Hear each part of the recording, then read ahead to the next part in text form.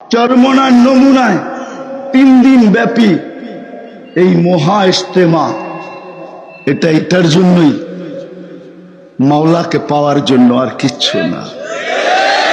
আসেন ভাবি কতটুকু পাইলাম কতটুকু পাইলাম না।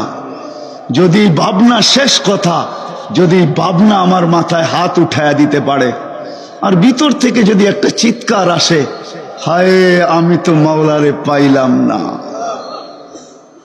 কসম খোদার যদি একটা চিৎকার আসে, আমি হাদিসে কুদসি দিতেছি, তো আল্লাহ বলে ফালাম্মা ইয়া ইবনা আদম ফালাম্মা তায়াক্কানতা বিল বাওয়ার ওয়া জানানতা আন্নাকা মিন আহলিন নার মানাহতু ইলাইকা রিজওয়ানি ওয়াল্লাইতু ইলাইকা গফরানি ওয়া কুলতু লাকা লা তাহজান গফারতু লাকা যুনুবা ওয়াল আওসার ওয়া লিআজলিকা সাম্মাইতু নাফসি আল আজিজুল গফফার।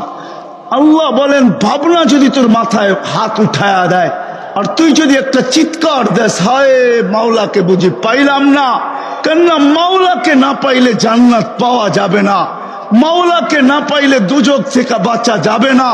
তোর ভিতর থেকে যদি এই চিৎকার আসে মাওলাকে পাইলাম না, আল্লাহ বলে তোর চিৎকার তোর পর্যন্ত সীমাবদ্ধ থাকে না, আমার আরশের সাথে এসা টক্কর খায়, আমার আরশের সাথে এসা লাগে।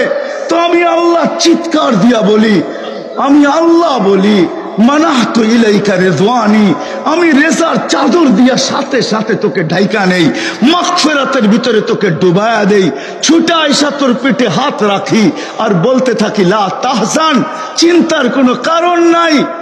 তোর ডাক আর তোর চিৎকার, তোর মাথার হাত আমার আরশ কাঁপায়া রেখা দিছে। গফারতু লাকা যুনুবা আওসার, তোর গুনাহ খাতাকে আমি মাফ করে দিলাম।